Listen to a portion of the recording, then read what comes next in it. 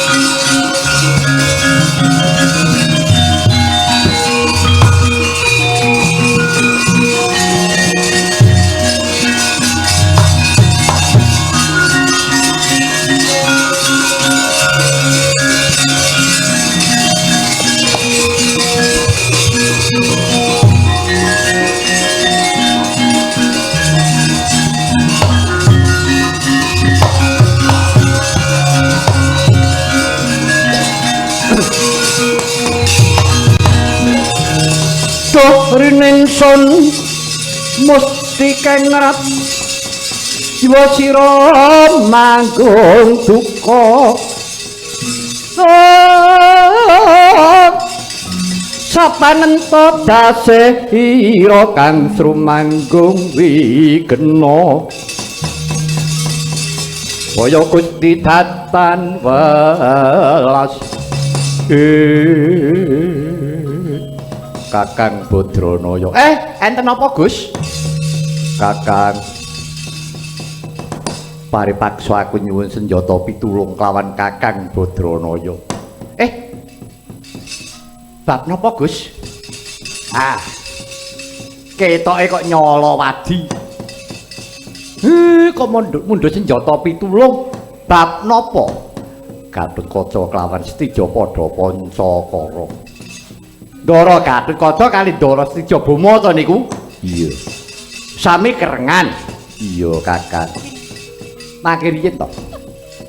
Gatotkaca kuwi ra ya duwe wong tuwa, Bama niku ra nggih duwe wong tuwa to. Nek padha kerengan lah sing tuwek-tuwek ki dawuh apa? Katen lho. Mula saka iku Kakang, aku ora wenang mambengi. Malah katone Koko Prabu Dwarawati lan Kang Mas Werkudara wis tega. Tega perkara napa? Semune malah kaya didu. Mati salah siji sing tuwa ora kena melu cawe-cawe. Mati sampyuh wis karben ora kena getun. Kuwi dok kepiye to?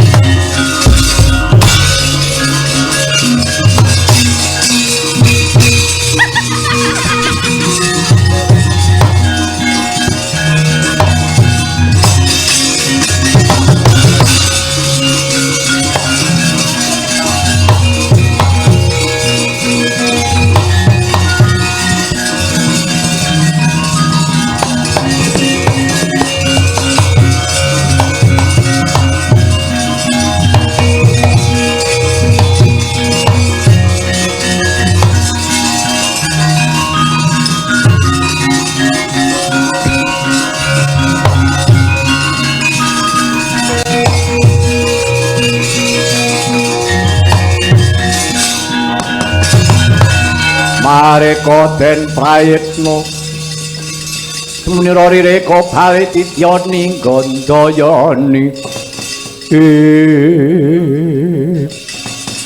mangke riyen leren